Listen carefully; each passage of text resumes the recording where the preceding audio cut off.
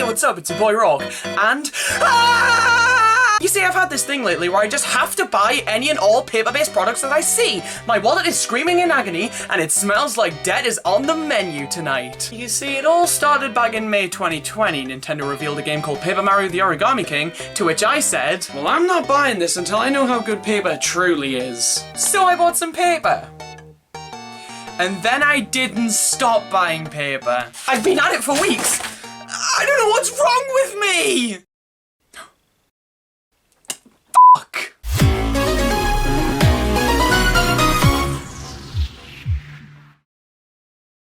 Super Mario is one of Nintendo's most beloved series. No shit.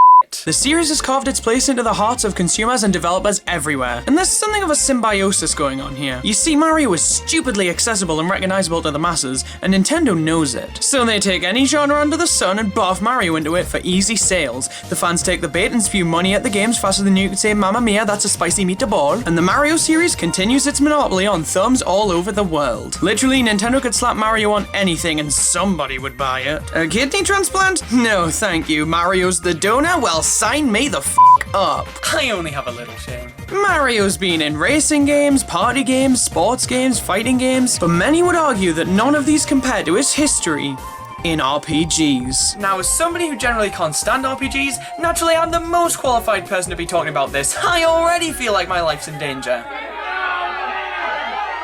I wonder why! Within this subgenre of Mario games, there are 3 sub-series of games. And it could even be argued that within one of those sub-series, there are 2 more sub-series. How deep does this rabbit hole go? Super Mario RPG released on the Super Nintendo and was a standalone adventure. Mario & Luigi started its life on the GBA and was a different spin on the Mario RPG style of games. And finally, Paper Mario started its life on the N64, originally developed as a sequel to RPG, but eventually becoming its own series. Paper Mario is definitely the RPG series that people seem to care about the most, so let's quickly take a look at the general reception of these games over the years. Pretty damn good. Divisive but decent. Fuck. Shit. Pretty damn good.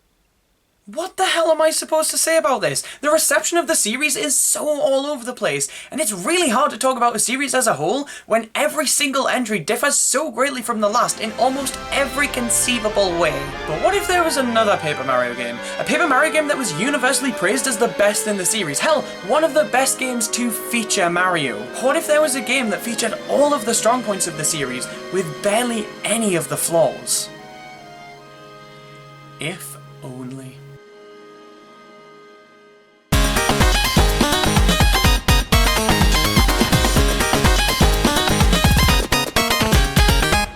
Paper Mario the 1000-Year Door. If you've been on the internet or outside in the past decade, then you'll no doubt have heard people like me who won't shut the f*** up about this one. The game was revealed at the Game Developers Conference in 2003, going by the simple title Paper Mario 2. It was confirmed to be a direct sequel to the N64 title, borrowing a lot of gameplay elements from it, whilst massively overhauling the graphical style. The original game looked fantastic visually, but the 1000-Year Door is the perfect evolution of that style, and would go on to shape how the rest of the series would look. In the original trailer, we got a good look at some of the partners, Hooktail in his castle, and of course, the game would later be playable on the E3 2004 show floor, before releasing later that year on July 22nd in Japan, October 11th in the US, and November 12th in Europe. At the time of its release, the 1000-Year Door received almost universal critical acclaim. Everybody loved it.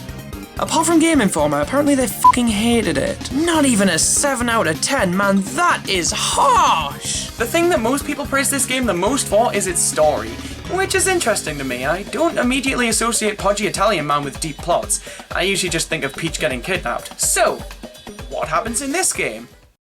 Huh.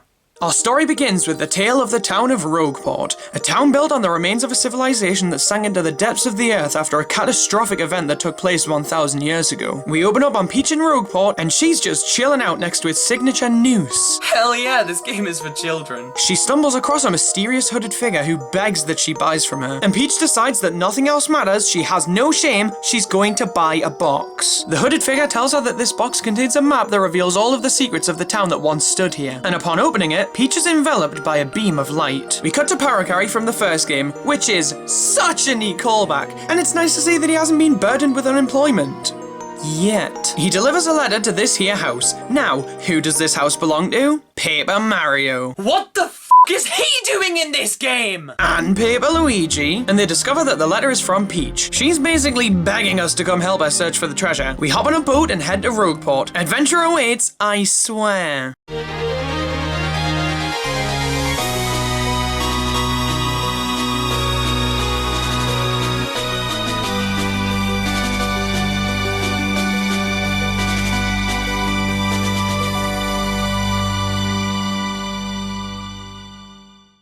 We arrive in the town and the captain of the boat we rode in on not so subtly tells us this place is f***ed, turn back. We of course ignore this, only to find a young Goomba being harassed by an M-rated Teletubby. I'm starting to think that guy might have been onto something. The head honcho of the interrogation station over here is none other than Lord Crump. And this guy just won't stop flapping his lip about these things called the Crystal Stars, and also abduction. Mario somehow gets roped into fighting the oversized grape, and would you look at that? It's battle system analysis o'clock. I was wondering why I suddenly felt more lonely. The battle system in the Thousand Year Door is fundamentally the same thing as the last game, but with a few key differences. And you better get ready to hear me say that never more times. The action commands seen in 64 are here from the beginning this time around, and they feel so good to pull off on the GameCube's controller. I can't even really describe it, but these controls just feel at home on this controller.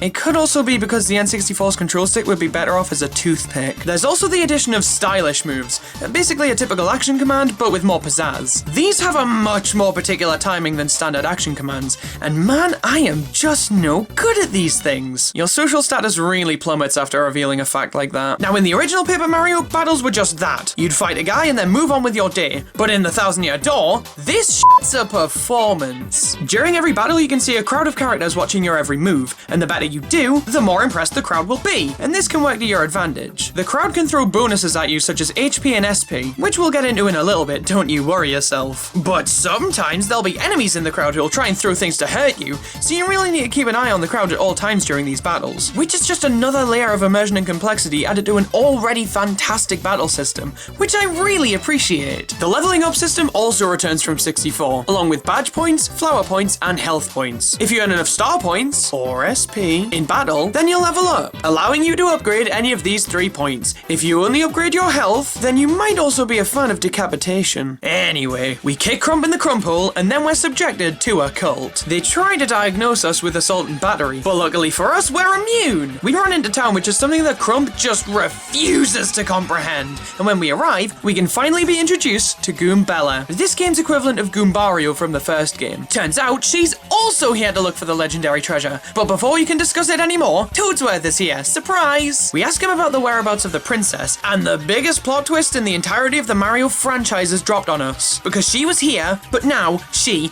isn't. After hearing this, Goombella decides she wants to help find Peach, and with that, she joins our party. That's right, partners are back, bitches! Which means my family tradition of talking about every single partner in a Paper Mario game can live on, and will do for every other game. Now, functionally, the partners in this game are pretty damn similar to those found in Paper Mario 64, but they make up for that by having stories and motivations that go beyond simply, "Sure, I've got time and a lust for blood. I'm in." Goombella is a student of the University of Goom, and suddenly all that matters is finding out what she studies. She has a base moveset of Tattle and Headbonk, and Tattle is also her overworld ability. She's a carbon copy of Goombario in terms of functionality, as all of these moves work exactly the same as his did. Now, I'd love to keep talking your ear off about Goombella, but I'm currently preoccupied with Toadsworth. He tells us that Peach is missing, and Goombella just refuses to be okay with that. She tells us her professor might be able to help us decipher the map, because come on, did you really think Mario could do it himself? We find the wrinkly old bugger, and he tells us that the map holds the secrets of the treasure of the Thousand Year Door. So we take to the sewers to try and locate it. Along the way, we find a totally, not even in the slightest, cursed box. That is just begging to be opened. And when we do, because we don't know what evil is even when it's hurling insults at us, we are cursed with the ability to turn into a paper airplane by pressing the Y button in certain spots. Oh, that's so helpful! We get multiple of these curses throughout the game, and they each allow us to traverse the land in a different way. And I can't stress this enough, neat shit. We reach the Thousand Year Door, and with that, the credits roll. It reveals the location of the first crystal star on our map, and our adventure begins. Well, would you look at that. We've survived the prologue, which means I get to return to my roots and give a brief overview of each of the game's chapters. An overview so brief that it's gonna take me 40 minutes. Now, I'm coming into Thousand Year Door from a slightly different perspective than I did the original Paper Mario. With that game, the story was never really the element that I heard the most praise about. Despite how good it was, it still played it pretty safe. But with Thousand Year Door, on the other hand, this is considered by many to be one of the greatest Mario stories ever told, so I'm coming into this sucker with some seriously high expectations. Now, as much as I'd love to start with Chapter 5, we're going to be tackling these guys chronologically, so let's cut the bullshit and start our journey with Chapter 1.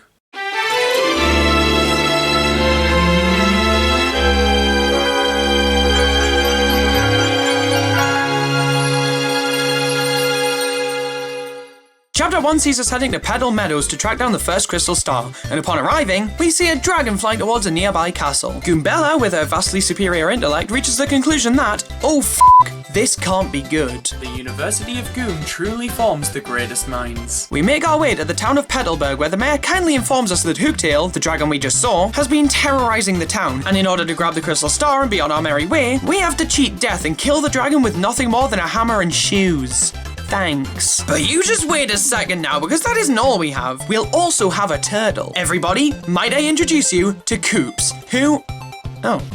Never mind then, I guess. We head out of town to Schwank Fortress, also known as my bedroom, to retrieve 2 stone keys that will grant us access to the Beast's castle. Of course, the only way to get a hold of these keys is by partaking in a quiz show, and my god, I really hope the Paper Mario series never stops doing this. It's such a dumb thing, but they're really enjoyable, and really help show off the charm and character of the series. After we grab the keys, we head back to town, and we run into Koops again, who suddenly begs to join us in kicking the shit out of Hooktail. You see, his dad left to defeat the Beast long ago, but after years of him not returning, Koops was left to believe that his father was killed by the dragon. Koops wants to avenge his father, and to prove to himself that he has the courage and bravery to do what must be done, and with that, he joins our party. Koops has a base moveset of Shell Toss and Power Shell, and his overworld ability sees him being thrown along the ground in gaps to grab items, break blocks, or hit enemies. Now tell me, where the f*** have I seen that before? Koops is the Koopa de Goombella's Goombario, and with that sentence right there, I've officially had my first stroke. This is only in terms of functionality,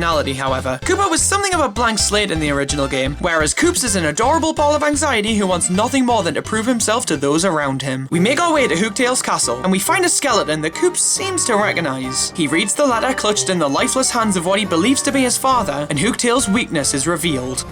Turns out this isn't Koops' dad, though. False alarm. Colorado is the one who the letter was written for, and if that name isn't immediately ringing bells, which means that you have a life, we venture to Mount Lava Lava with him in Chapter 5 of the original game, which is another really neat callback. But his dad is f***ing dead now, Jesus Christ. It's fine though, because we finally know how to not become Dragon Dinner. And of course, after that emotional rollercoaster, we reach the dragon, and after she eats some of the audience, we kick her so hard she gets flipped 90 degrees. That's how you know we've done a lot of damage. We then play a fun round of Why Was That in Your Stomach, as Koops' dad is spat back into the realm of existence, with the crystal star that he stole from inside the belly of the beast. Hooray for convenience! And with a family reunited, we grab the crystal star and draw Chapter 1 to a close. Much like in 64, every chapter concludes with an update on Peach, and this is where we're properly introduced to the X-Nauts, the same walking marshmallows who were giving Goombella the old abuse treatment. They now have Peach and a lust for Mario's blood. Sir Grodus is the man in charge around here, and he's informed that Mario has obtained the first crystal star, which makes him so mad that he summons 3 demons. And fellas, let me tell you, this happens to me at least once a week. It's so nice to have a video game character I can relate to for once. Peach decides that instead of trying to find out more about the group of heavily armed soldiers who intend to destroy the person she is closest to, she would rather let nudity reign supreme. And with this shower scene in the books, Paper Mario the Thousand Year Door is officially in the runnings for the horniest Mario game. As any normal person would do after showering in the presence of a cult, Peach introduces herself to Tech, the computer helping the X-Nauts get shit done. But it does have a designated slot in its timetable that allows Peach to email Mario, which works out pretty damn nicely for us. The Paper Mario 64 comparisons don't end there, god no. What, did you think this was a new game or something? After each crystal star is saved, we gain a new ability to use in battle. And this is the exact same shtick as before. They're very limited moves that are massively powerful, and overall, I honestly think I prefer the roster we have in this game. I found myself distraught over the fact that I couldn't use the moves way more often this time around. If there's more glowing praise any person or thing could receive, then I'd like to hear it. We already got one of these moves from the map we obtained in Rogueport, that being Sweet Treat, the most fucking delicious sounding move in Mario's arsenal. Thank God for its existence. And the first crystal star grants us the ability Earth Tremor. I feel like that wouldn't be difficult considering everything in this world is made from something so easily broken. How the f*** did that happen? Now, most people would probably be pretty content with how the story is developing so far, but from the beginning of Chapter 1, I've been fucking pissed! You see, the Bowser to no Bowser ratio so far in this game has been disgusting, so the trees in my neighborhood better prepare themselves for an uprising. Great, now I'm gonna have to find something else to bitch about. What else would I do? Allow myself to enjoy the game? We cut to Bowser's castle, where Bowser's just there, doing his own Bowser thing. That is until... holy fucking shit. We can make him war! My thumbs are doing this! Thousand Year Door is the Bowser's Fury we never knew we had. And then Cammy tells him about Mario and Peach and they head off to Rawk. I'm too busy letting my thumb recover from such a life-changing experience to give a shit right now. Bring on Chapter 2!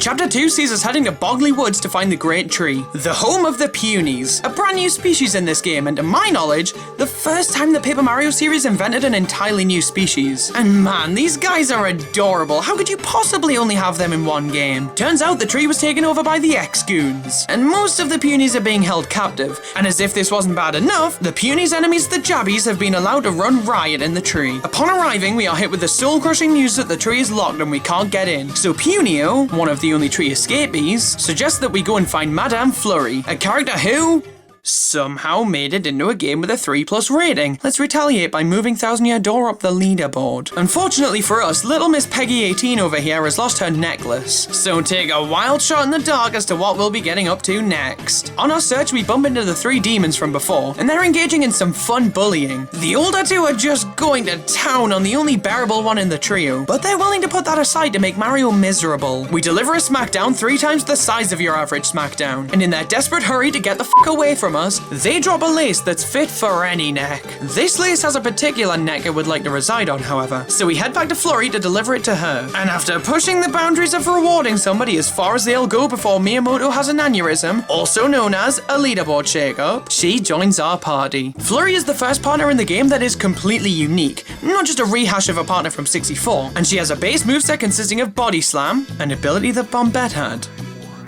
And Gale Force, which is a gust of wind that can remove enemies from battle. Much like Chibi Robo Ziplash, Flurry's overworld ability is blowing, and man, she could just blow these little guys all day. And that's pretty much all we get up to for the rest of this chapter, as after we've entered the tree, we free a bunch of captive Punies, use them to solve puzzles, and of course, war! Crump returns, everybody, and he steals the Crystal Star. But lucky for me, he's allergic to the bottom of my shoe, even if he has a badass mech to hide inside of. And with the Punies finally freed, we grab the second Crystal Star and draw the curtains on Chapter 2. Back at the X-Goon headquarters, Sir Grodus is informed of Mario's recent triumphs. But who the hell cares when we get to play as Peach and make her dance with herself in order to convince a computer to allow us to send an email to Mario? Why wasn't this on the back of the box again? Speaking of things that should be on the back of the box, prepare yourself for the most pure form of bliss you'll ever experience. Prepare yourself for potentially the single greatest piece of evidence that this is the greatest game ever made. Are you ready to take the plunge? Yes! This was so worth the crippling debt! And then Bowser proceeds to talk to a window before we move on to Chapter 3. Why don't more people have a crush on this guy? We learn the move Clog Out from the second Crystal Star and move on to Chapter 3, which has a much bigger build-up than most other chapters. In order to get to Glitzville, a floating island in the sky where this chapter takes place, we have to go see Dom Pianta, a mob boss who offers us a blimp ticket that'll take us where we need to be. Sounds good, but what's the catch? He's a mob boss. What do you think the catch is? We have to find his daughter and her boyfriend, and get this, I did. He gives us the tickets and stops holding our souls hostage, and we head to Glitzville.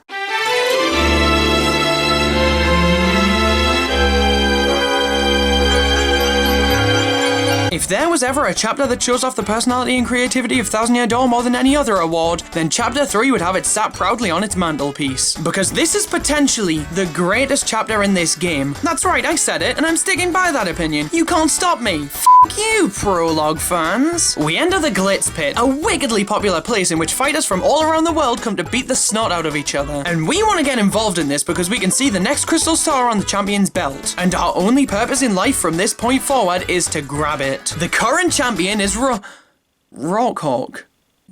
Wait a minute, but that's... I'm Rawk, but the champion is Rawk, and we have to defeat him. So it's me against me. The only way I can progress is by defeating myself.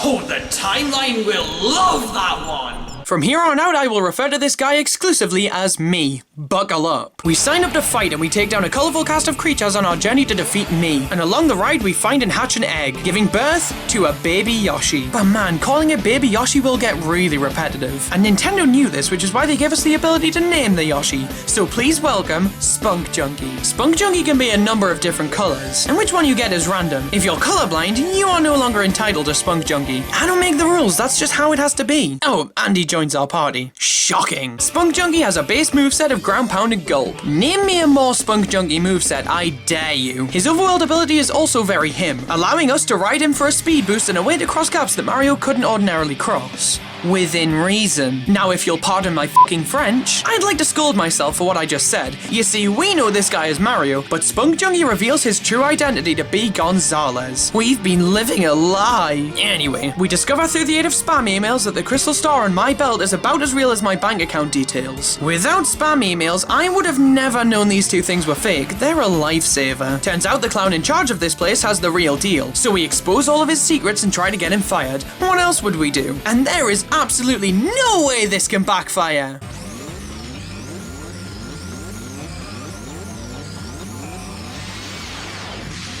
God fucking damn it. Tubba Blubba strikes back in the form of something fucking disgusting. So disgusting that I need to make it die. But not before Bowser tries to steal the show. Christ, I wouldn't even think about that. We nab the totally for realsies and totally not fakesies crystal star, and we say goodbye to the concept of ever fighting me. What a travesty. The end of chapter 3 is nothing special. We go undercover as an X-Naut to find out that Grodus is planning to use the crystal stars to take over the world. Yikes, right? And now we play as Bowser trying to find a crystal star we already found. He throws a fit about Mario being greedy, and to put it bluntly, on to chapter 4. But wait just a tick, we learn the move Power Lift from the third crystal star. No, I think I stand by what I said. Chapter 4 it is.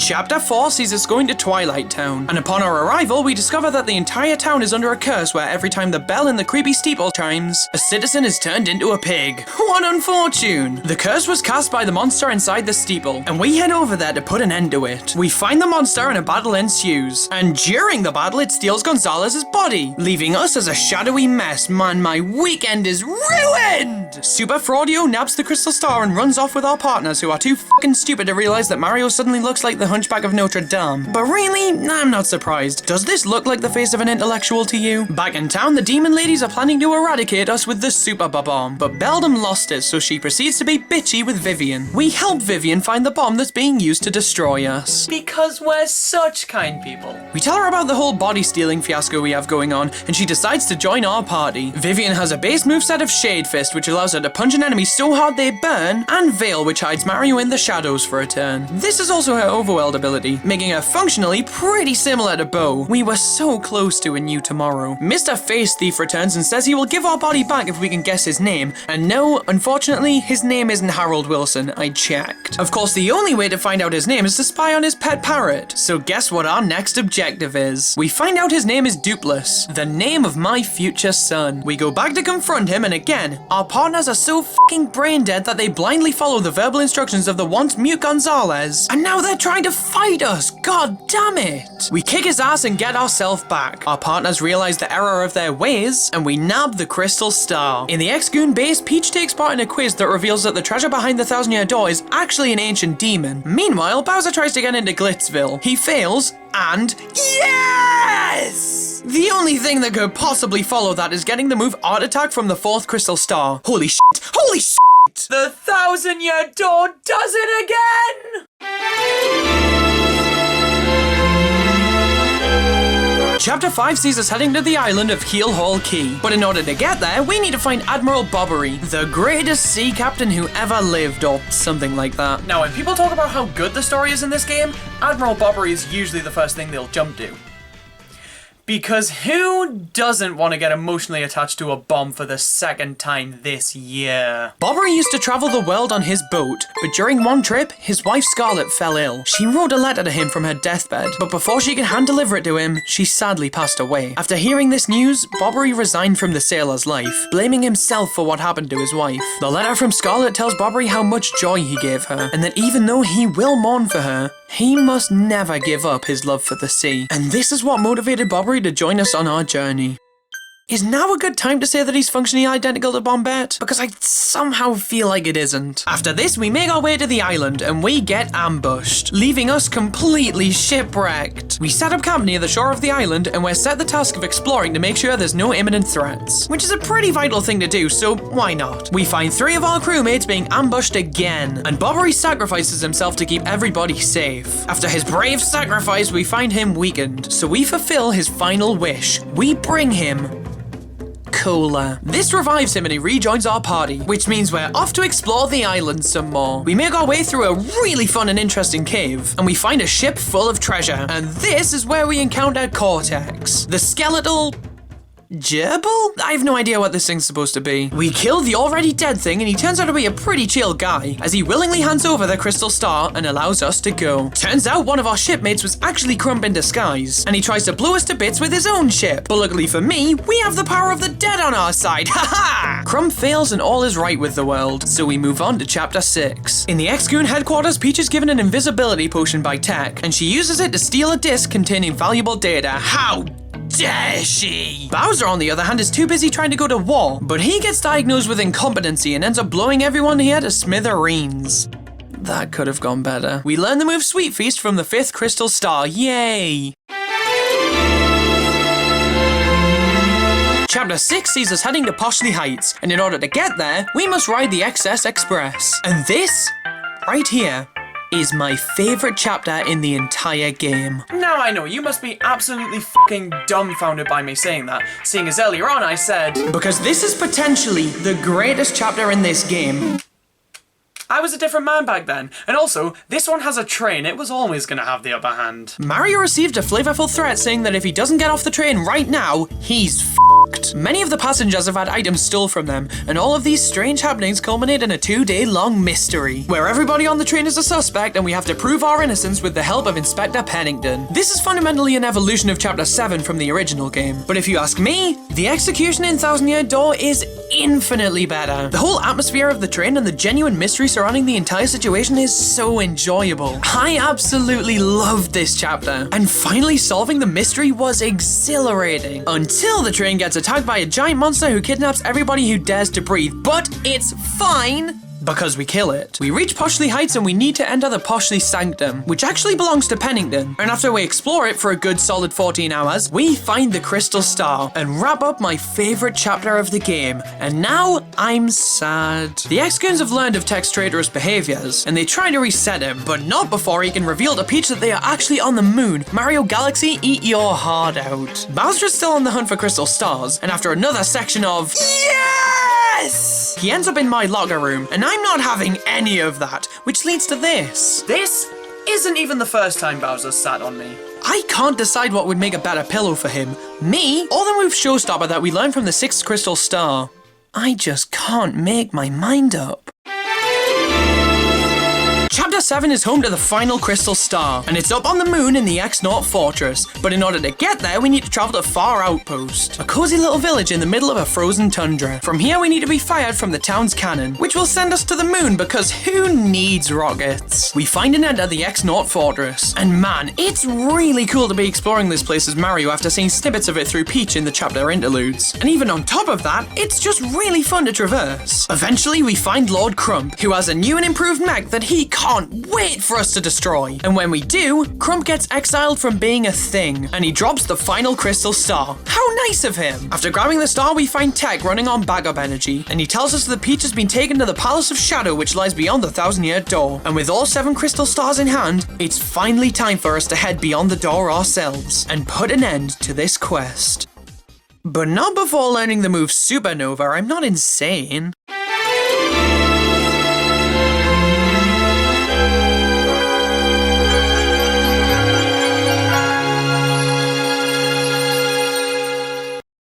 we're finally here. The final chapter of the Thousand Year Door, appropriately titled The Thousand Year Door, and man, does this place ever like to put you to the test. As well as the abundance of enemies and puzzles, there are also multiple boss fights in a row, being Gloomtail, the older brother of Hooktail, the Shadow Sirens, Sir Grodus, and Bowser and Cammy. Jesus Christ, I did not wake up expecting that many people to want to hit my ankles with a scooter. Grodus reveals that he has Peach in captivity, and he promptly makes his escape, taking the princess to the deepest part of the palace, where he opens a sealed coffin and unleashes the Shadow Queen. With the Shadow Queen set free, the world is shrouded in darkness. And with that, the Shadow Queen possesses Princess Peach and gives birth to the greatest form of princess the Mario series has ever seen. This is badass! Sir Grodus instructs the Shadow Queen to do his bidding because he's the one who summoned her, and in response, he gets bitch slapped into the grave. Turns out, Beldam was the mastermind behind this entire plot. She was the one that made all of this happen, but before we can find out more, the Shadow Queen herself tries to get us to be her slave. But when we refuse, the fight to end all fights begins. This fight is incredible! The first phase sees us fighting her in her standard form, but once we do enough damage to her, she converts to her true form where she's invincible. And just when it seems like all hope is lost, the crystal stars break free and return to where they were found, allowing the world to remain for just a little bit longer, which causes every single character we've met so far to cheer for Mario, giving him the motivation, the strength, the power to take down the evil queen. The hope of all the people counting on us is enough to break the queen's invincibility. It's enough for Peach to be able to give us the last of her power. It's enough for us to seal away the Shadow Queen for the rest of eternity. It is enough for us to save the world.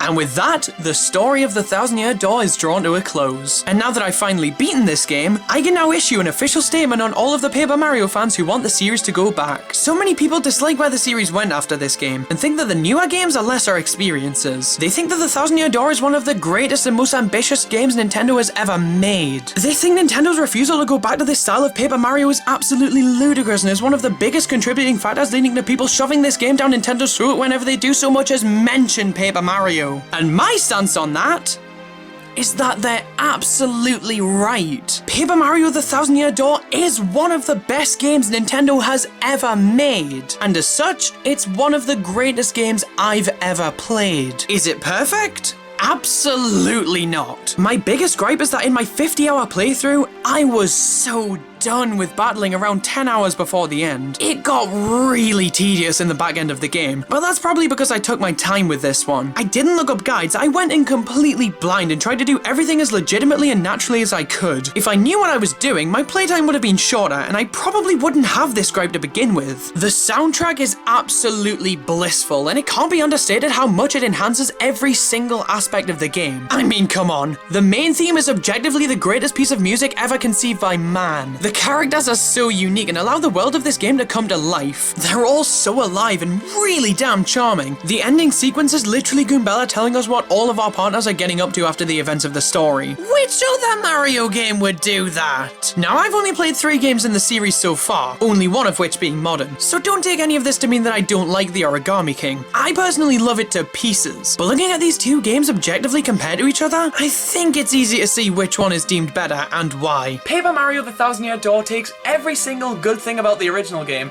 and expands upon it to an unbelievable degree. This is obvious throughout the entirety of the game, but if you ask me, nowhere is this more clear than in Rawk. In Paper Mario 64, Toad Town is the main hub of the game, and while it's a fantastic place, it's hardly anything out of the ordinary for the Mario series. It feels very safe. But when we look at Rogueport, it couldn't be further on the opposite end of the spectrum if it tried. Rogueport is a run-down, deprived town rife with crime. This place is completely unlike anywhere Mario has ever been before. For Christ's sake, the town has a noose as a centerpiece. This place is so un-Mario-like.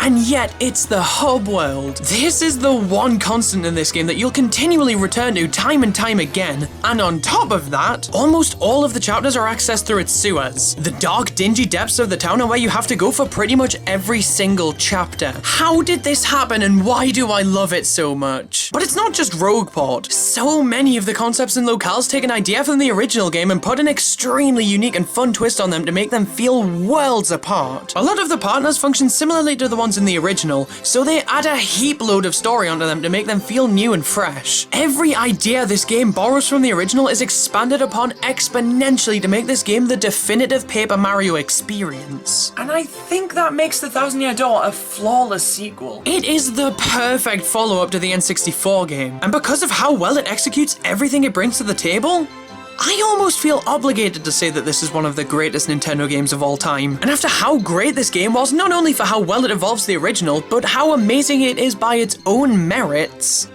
well, let's just say it's going to be very interesting to see how the rest of the games in the series follow this one up.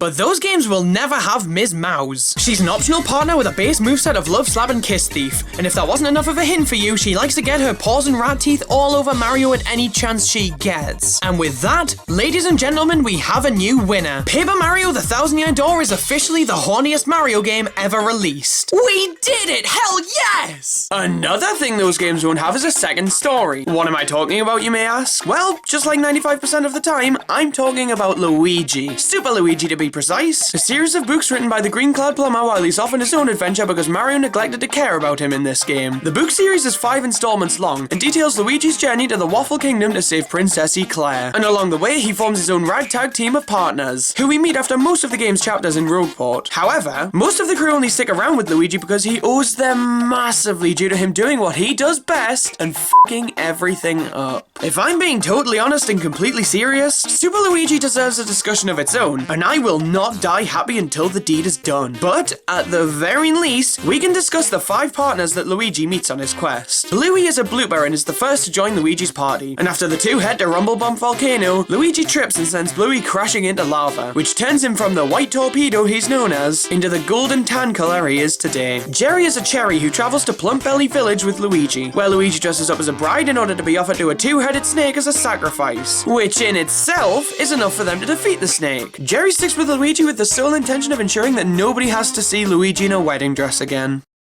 It ain't a wedding, but I still count this as a loss on Jerry's part. Tog is a spike top who travels to Circuit Break Island with Luigi to assemble the Marvelous Compass. In order to obtain a piece of the Marvelous Compass, Luigi must win a race, and he does so by destroying every other car that's participating. Tog sticks with Luigi until he can pay for all of the damages. Hazy is a crazy daisy who lives in Jazzafraz Town, where an event called the annual Jazzafraz Town Drama Slam is taking place. The prize for winning is another part of the Marvelous Compass, so Luigi joins Hazy's cast and stars in his debut role as Grass. And they win. Hazy is the only partner who actually likes Luigi, and she wants to take her play all over the world, but that won't be possible if Luigi doesn't reprise his role. And finally, Screamy is an ice cream who travels to Raptorous Ruins with Luigi. The only reason that's given as to why this bubble bath is sticking with Luigi is that he needs to deliver something. Super Luigi is arguably better than the Thousand Year Door. The only reason the Paper Mario series changed so drastically was to prepare us for the launch of this game. It'll happen one day. All in all, I'd say this game more than justified my paper buying addiction, and it taught me how great paper truly can be. I should probably go see someone about my addiction though. It's getting really out of hand. I just keep seeing paper-based products and telling myself that I won't buy them until suddenly, son of a bitch!